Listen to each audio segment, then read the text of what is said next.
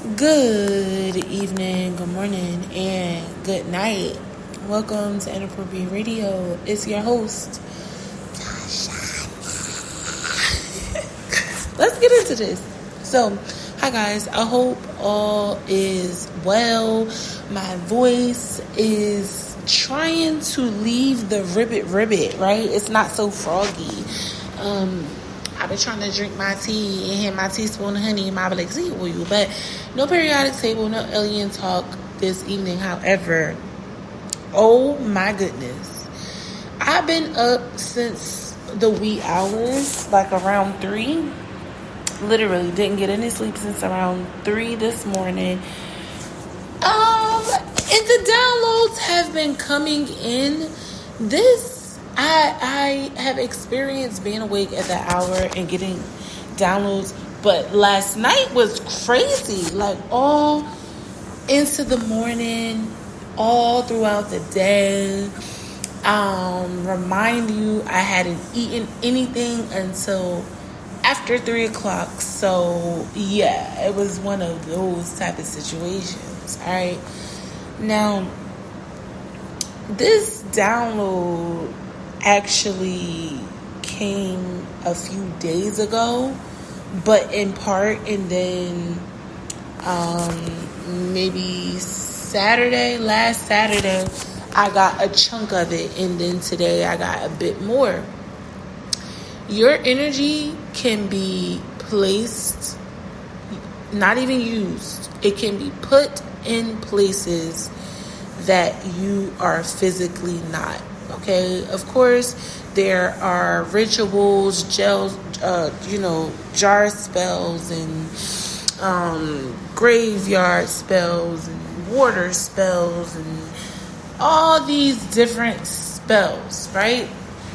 But this is not what I'm talking about. I mean your actual, factual, energetic signature. It has a frequency and a vibration, and if someone is tapped into you enough, you can be basically manipulated, right, in the spiritual realm. So what do I mean? Let's just say someone wants to use my energy, misplace my energy, steal my energy, and stealing and using is not always the same, right? It depends on the purpose, like what are the intentions. Using could sometimes be someone deliberately giving you energy. Maybe there's an exchange. Stealing is stealing, right? You misusing, abusing someone's energy without them even knowing, right? Now, we have had the conversation of someone being an intergalactic or interdimensional being, meaning they can, while awake or asleep, be in multiple places at multiple times via their energy and their consciousness, right? But this is dimensional wise. What I'm referring to is often considered to be jumping timelines, right? Or a similar concept. With jumping timelines, you're not necessarily in more than one timeline at the same time, like simultaneously, right? What I'm speaking of is someone simultaneously having their energy consciously in 2 places or more. Now, you can do this yourself, right? We know that we can take our energies, and this is the portion of it that came from last week. I actually exercised it. It's really powerful. It's a really powerful tool. It is actually one of those things that you can use to make sacrifices, to prevent certain occurrences from taking place. There's a lot of different reasons why you yourself would want to be able to be in multiple places at a time, right? And you could think of reasons why in your own mind, right? Like why you would want to be at work, at your kids' basketball game, and in the bed at home with your meat, with your honey, right? I mean, and that's just like surface level stuff, but I'm just using that as an example. It's all one dimension. Nobody's going to another dimension. But with what I am referring to, you are consciously, right? Because there's a difference. Some people don't know that they're moving around this way, but you can consciously move your energy into multiple places, all while you're sitting here having a conversation. You can assert yourself elsewhere, right? Especially if you are, like I said, making a sacrifice. You're trying to avoid something from happening. You're trying to initiate something to happen. You are trying to, and this is for the people who can see into the realm, hear into the realm, feel into the realm. These are those gifts a little bit exaggerated, right? You ever seen Flash when he's like walking through doors without opening the actual door? This is like that, right? Your frequency has the ability to vibrate through and penetrate through different systems that are set up to keep you out of them, whether they're in the physical or the spiritual realms, right? Some people have the ability to put up a mask. They can, it's often referred to as cloaking, right? But you can hide and darken your energy. You can hide in your energy and you can darken the energy, right? So there's a particular way to keep yourself grounded and balanced in the middle of, being like awake and alive and well right now. And this can help you solve so many problems, right? So many issues can be resolved once you learn how to master it. This is not one of those things that you just wake up and learn how to do unless you're like one of those really, really old souls or those really, really gifted people that just have like gifts of Jesus, literally, right? We know that Jesus was a human with immense spiritual gifts. He had every single gift known to mankind, okay? So unless you're like that, this type of thing takes a while to just do, right? You don't just wake up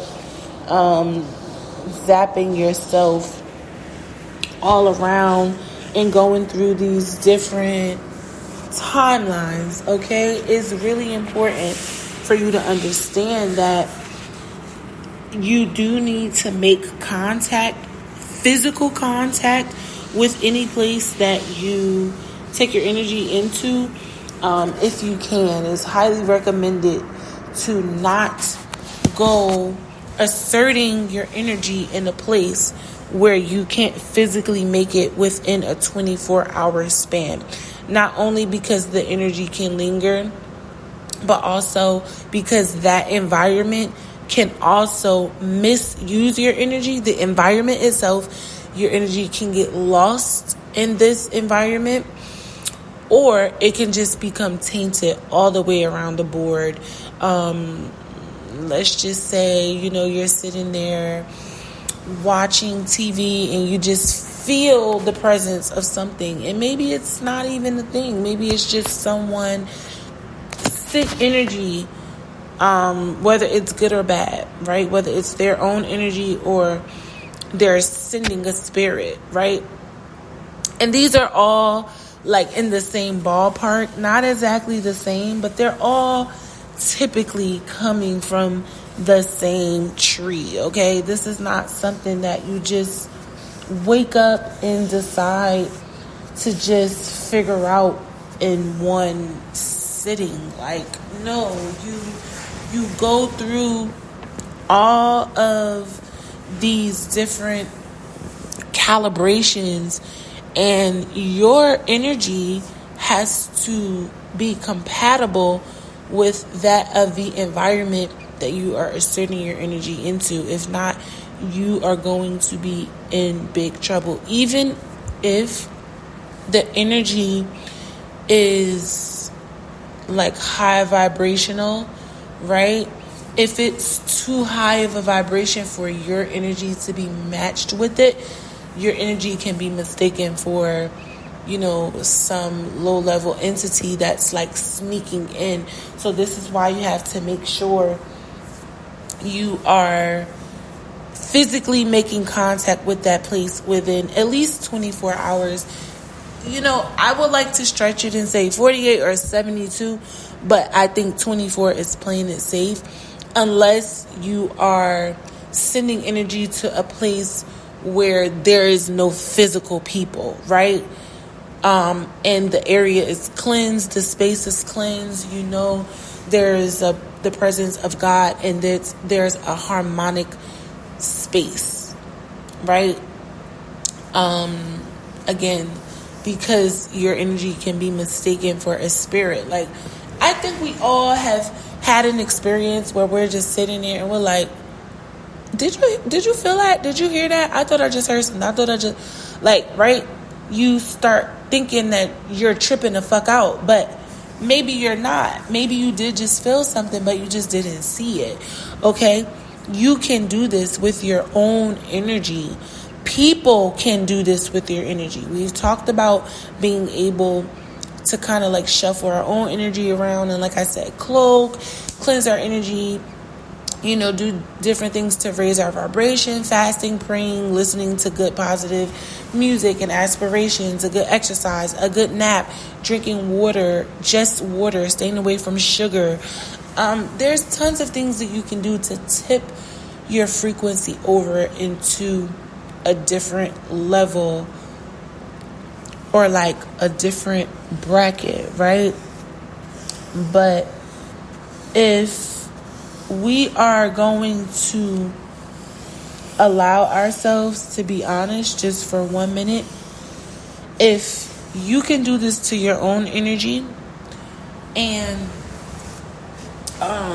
people can do this with your energy, this leaves you exposed.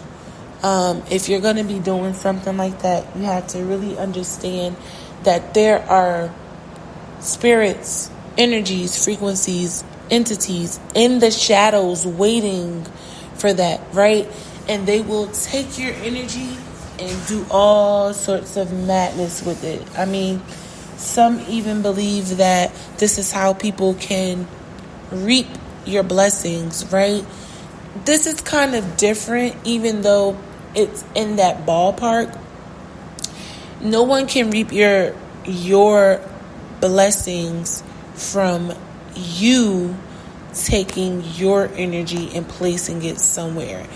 But if someone is taking your energy and putting it in another environment that is not where you physically or currently are, then essentially your frequency can be manipulated. Your energetic signature is your energetic signature, but if someone can take your energy and manipulate it to make a room feel as if you are present in that room, even if you're not, then of course they can manipulate it and steal and take things, or receive things rather, from being in your energy, from keeping it, from picking it up, from taking it in and saying, oh, I like this frequency, it feels good, this feels like a prosperous, abundant energy, I'm going to keep it because I need gas, for my house. I need to light up my, my stove, and I need to be able to have heat. And I'm just using that as an analogy, but the whole gist here is to understand that that's shape-shifting. That's basically shape-shifting without the vessel. All right. But I'm going to end it here. I do love y'all. I hope y'all are going to enjoy y'all weekend. I hope y'all are drinking your water, eating your fruit and vegetables, and sipping on your own tea, because it's most definitely free. All right. And I'm out of here. Love y'all. Peace.